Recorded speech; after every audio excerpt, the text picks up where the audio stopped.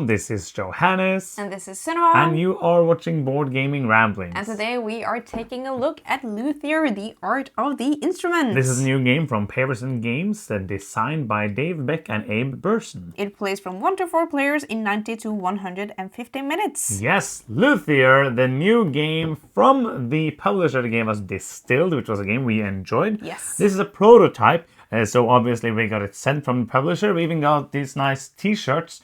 So we thought we should wear them. Yes. Because that's what you do with t-shirts. You have them on your body. I would say that this is the perfect occasion for wearing this t-shirt. This t-shirt, yes. Maybe to a concert, like a classical music concert. Yeah, that's too. That would also be kind of like meta. But today we are talking about the game. And as always, as you know, it's a prototype. We are going to talk a bit about the different aspects of the game. We're going to see, hopefully it will give you a sense if this is something that you're going to back, because it is going to crowdfunding. Yes. When you see this, it's going to be probably already on crowdfunding. So hopefully this will be helpful for you to decide if you want to back the game or not. Before we go into anything else, we have to say one thing. That's where we're going.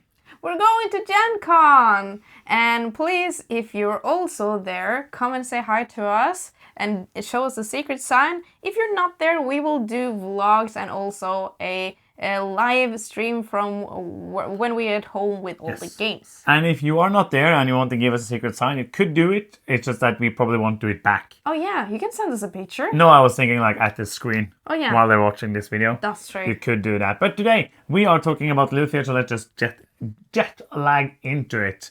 Are you ready? Yes.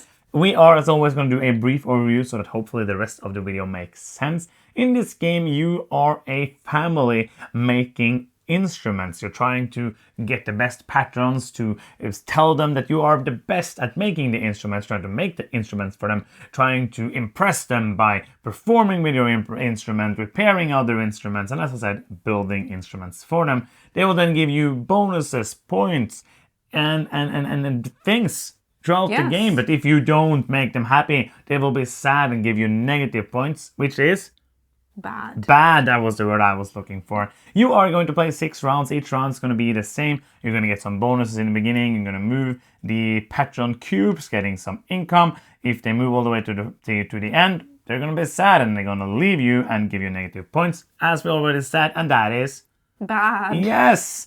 Then you're going to place your workers. It's a worker placement game. You're going to, in the beginning of the game, have your 1, 3, and 5 worker.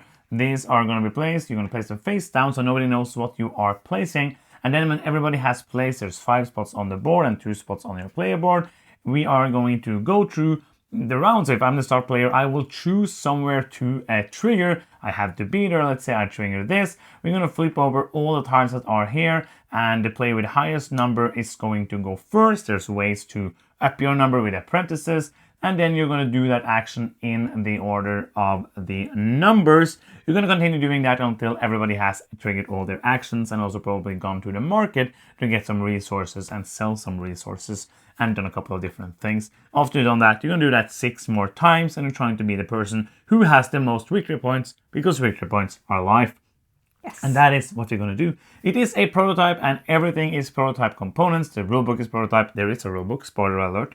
All of that, but we're going to talk a little bit about the things we always talk about, which is the artwork and the components that you can see with your eyes. Yeah, and I think the artwork and components in this game are great. The artwork is by Vincent Trait, that we really enjoy his artwork from before, and I think all the symbols are very easy to understand. It is also explained in detail in the rulebook, but everything looks nice. The artwork is fantastic. There is like a piece that's supposed to be like at the top here, which makes it like a whole board. I like it. Like it's a long board and then you have like this at the top to make it like a little bit different. And I read in the rulebook that it's based on a real place, which I don't remember the name of.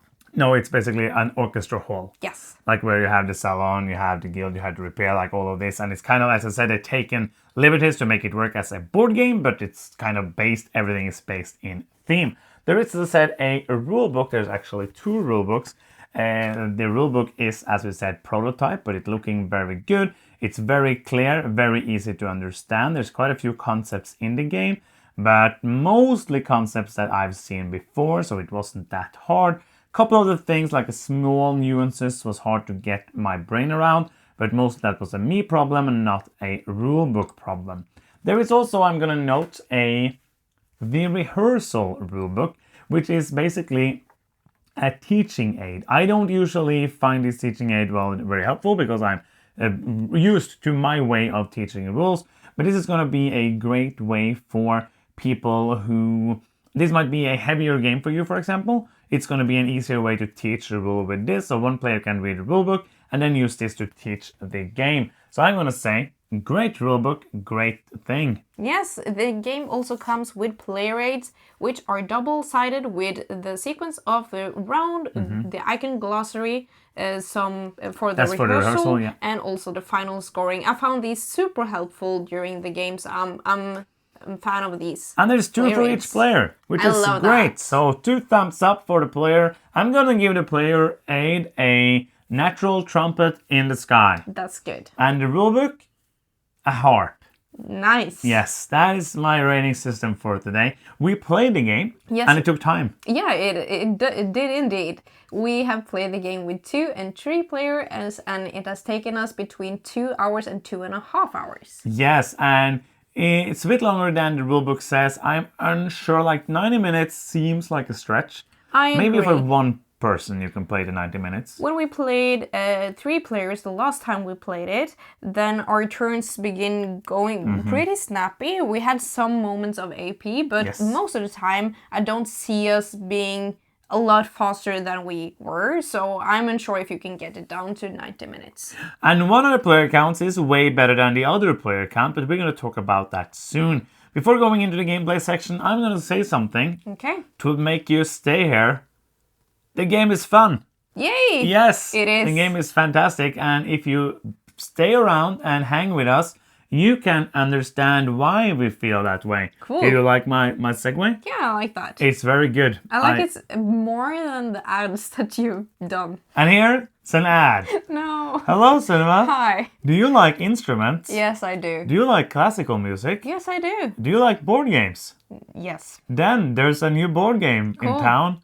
It's called Luthier. Oh, nice. Art of the Instrument. I have to buy that. You can't. You can back it on crowdfunding. Then I will do that. And you will then get it. But you shouldn't because I'm doing it, so we don't need 2 puppies. That's true. And now, back to the video. This game has worker placement, kind of blind bidding. Talk to me about what you feel about that. Do you like it? Do you like it? Do you like it? Yeah, I like it. We've seen this mechanism in other games before, and I think this game implements that mechanism nicely.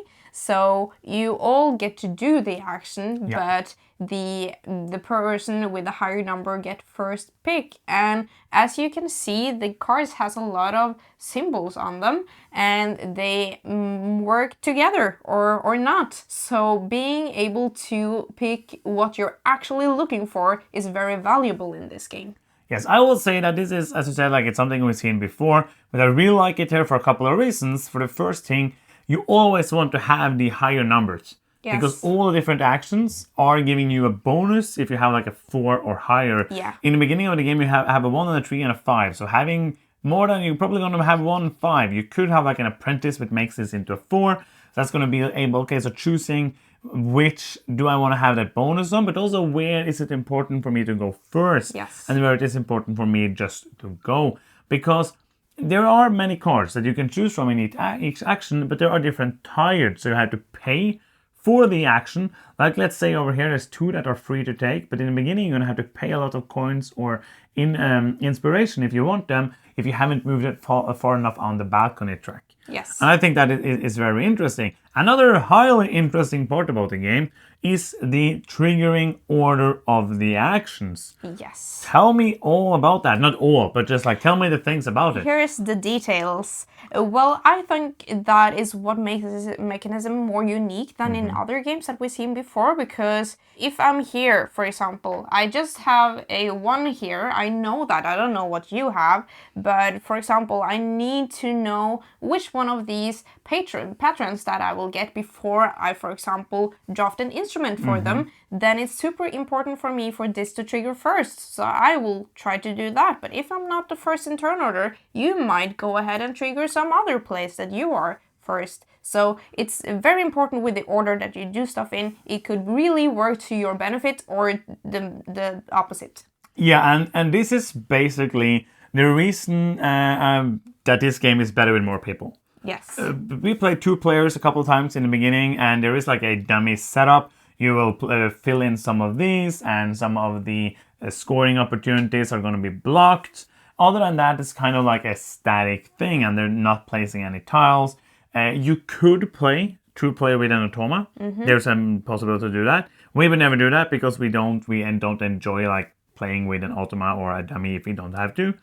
So adding that 3rd player, because I like the game a lot with 2, but after playing it with 3, I don't know if I want to play it with 2 again. I agree. There are basically 4 kind of markets, and they get more stale with 2, and more like the randomness is hurting you more with 2 as well. And also the music pit here is more open in the beginning with more players. I really enjoyed the interaction more with 3, and I absolutely agree with you that it's a better game. So I'm going to say, if you like interactions in games, and if that's something that you need in your game to enjoy it, this might be for you, because there's interaction in every step. Like, you want to go here first. We haven't spoken about it, but basically when you come to a place first, you will get a better bonus, and if you stay there at the end, you're going to score points at the end of the game.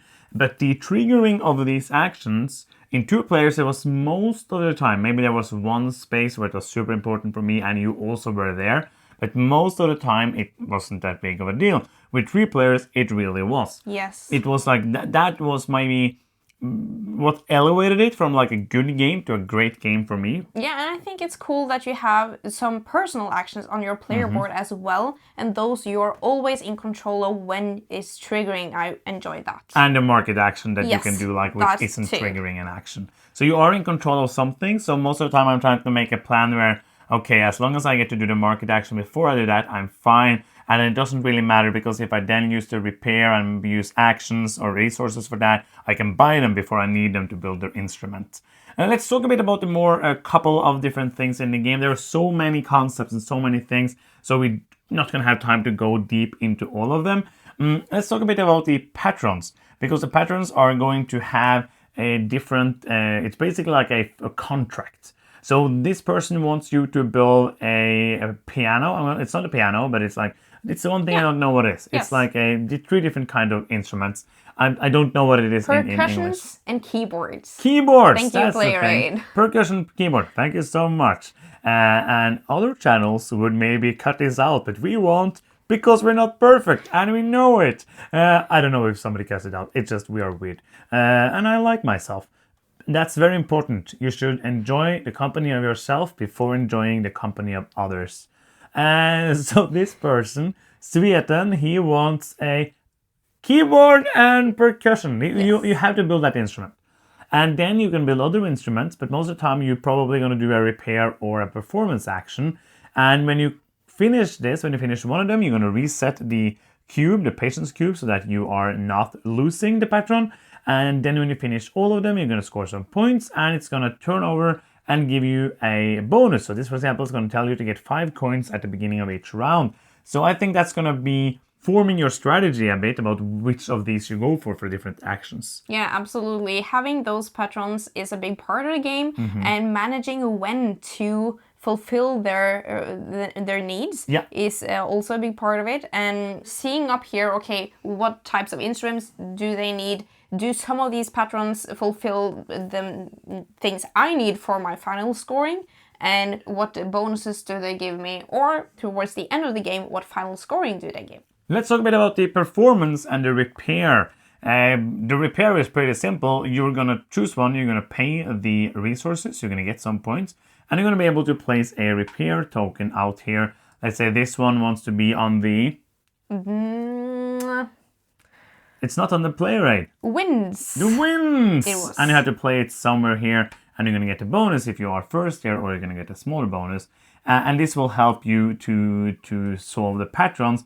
Very straightforward, but it costs resources, but you know what you're going to have to pay. This is kind of different. Yeah, these are performances, and you then here have a die mechanism, because here you have in the beginning 2 basic dice, and together with the skill level that you put in here to do the action, you summarize the pips. Yeah, the notes.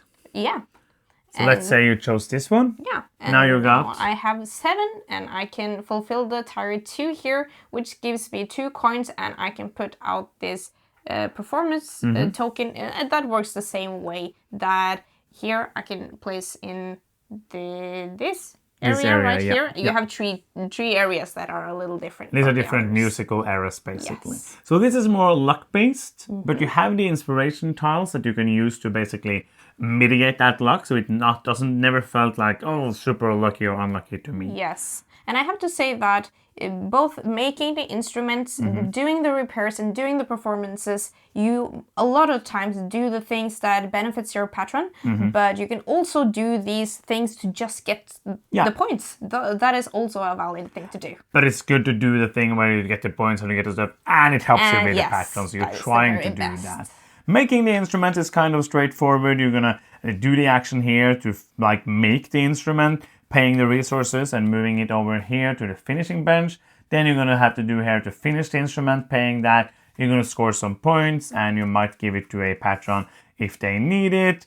You're gonna put the instrument out here in the musical bit. And so this was the timpani. You're gonna place it here and get the different bonuses for that as well. There are different tracks which makes you better at performing. This one doesn't really make you better at repairing, but this one makes you better at working on your workbench, basically.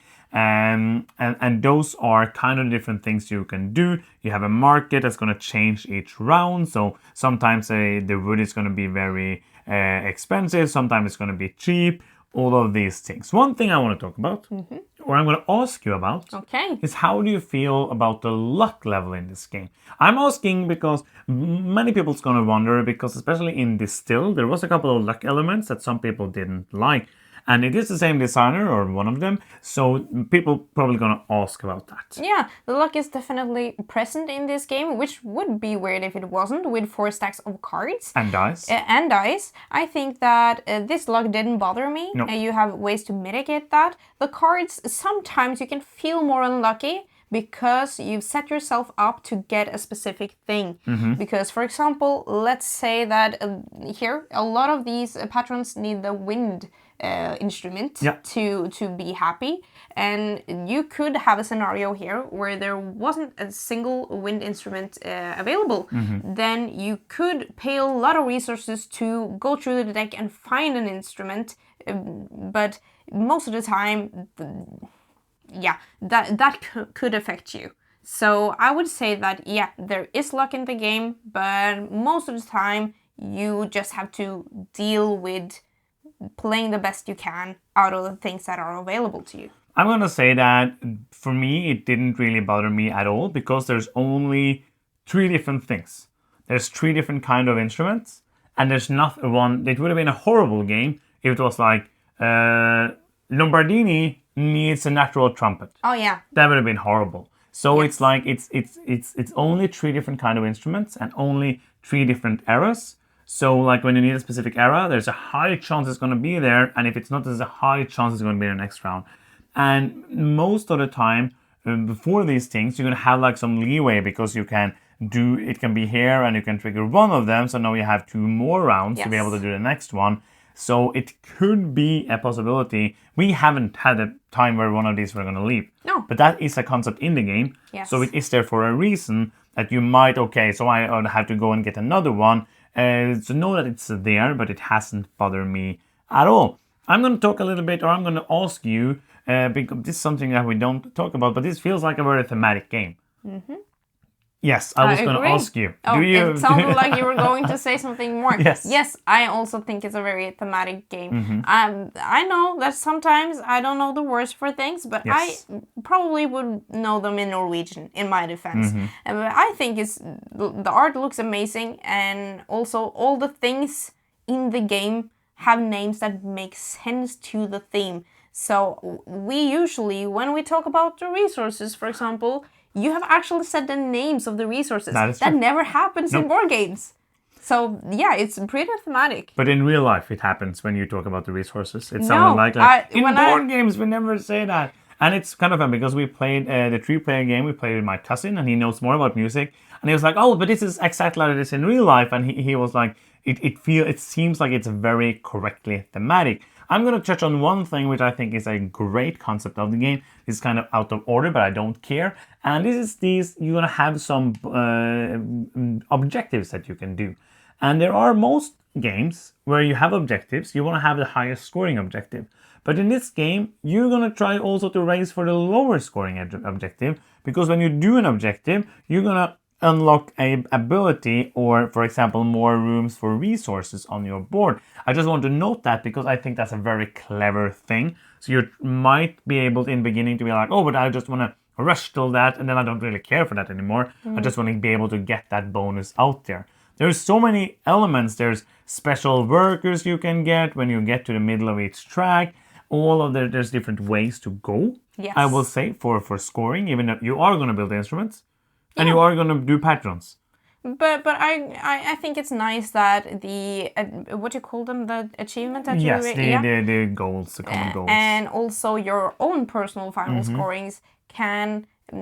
Sometimes you have to see, okay, I can take that patron and make this instrument for them, but my final scoring wants me to do something else, and then you have to weigh what is more important, what will give you the more points. And I think, like I said, the bonuses or the abilities you had one time you played, now you got 4 bonus points every time you performed. Yeah. So basically you kind of stopped almost doing instruments and patrons, and you just like spam that because you can do the same action multiple times around. And I think that it's fun, like there's different paths to go and different strategies to explore. So who do you think this game is for, and what do you think is the weight of it?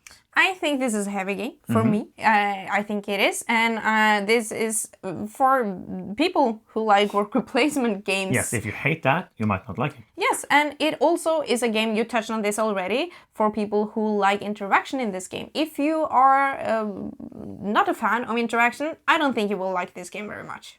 Oh, it's not super heavy interaction. It's not like, for example, Wild Carriers that nobody can be like, haha, and there's not take that. It's like the thing. It's in that where it's not multiplayer solitaire, but it's in that where other people do is important. Yes. But it's not gonna, most of the time, it's not gonna be like, oh, I lost because you chose to do that. I haven't been in a position where, I haven't put myself in a position where if somebody did a thing, I would lose. Yeah. Like it's okay. It's gonna be not best for me if somebody do that, but it's not gonna destroy my whole plan. So it's not like super duper, but it is a nicely interactive game. For me, I'm sorry. No, it's fine. I'm just gonna say that for me, it's on the lower end of a heavy game. It's not like a super brain burning, super heavy game, but it is more than a medium game. Yeah, it is tight in the money and the resources that you have, but I think the tightness really comes from trying to make these combos work with fulfilling your patron's needs and seeing if the right cards come up. You have to be okay with that kind of interaction and that kind of randomness, in my opinion. And I think also I wouldn't play this game at 2 now that I know how good it is at 3. I agree. And I also would say that this is a longer game experience. Those were kind of your final thoughts. Oh yeah, Yes, it was. Yes, before I say my final thoughts, I'm going to say that if you're watching this and you've seen it all the way to the end, thank you. It means a lot. Yes. And also you can help us out in a very big way by giving us a victory point. And we get victory points when you click that subscribe button down there. You can also click the bell to get notifications every time we post a new video. Yes, do you want to add more things to your final thoughts? Oh, I think actually... Did you like the game? Yeah, I absolutely did like the game. I think this is a fantastic game. I think that this, basically for all of these crowdfunding games, it's hard because I can't tell you that you should back the game. But if you enjoy the kind of games we do, if you like meteor games, if you like, I will say that one of the reasons I like it more with more people is that even though there's different paths to go for the strategy, you are doing the same kind of things. You are building the instruments, you are getting the patrons, you're doing some repair, you can focus heavy on repair, you can focus heavy on perform, but you're not going to be a gamer, oh, I'm not going to do instruments this time. Or I'm not going to do patrons this time, because you are going to do at least a little bit of these, because there are only 4 main things that you will be doing in the game. So what elevates it from that fun puzzle to a great game is the interaction between players that you will get when you play 3 or 4, or if you play solo, of course, with the Automa, or if you want to play with Automa with 2 people, you can do that as well to simulate that third player, which I think if I were to play it with 2 again, I would try that out I agree. to add that. So for me, it's a really, really good game. I've enjoyed my plays of it a lot. I would have liked to play it more, but we don't have time for always playing this game 16 billion times. And yeah, I don't think I have more to say. We don't rate prototypes. That's just how we ended up not doing things. But hopefully the things we said with our mouths made it clear if this is going to be a game for you or not. If you have any questions, please let us know in the comments. And that's going to be the end. Yes. Thank you so much for watching. I'm Johannes. I'm Sunniva. And you've been watching Board Gaming Ramblings, and bye-bye.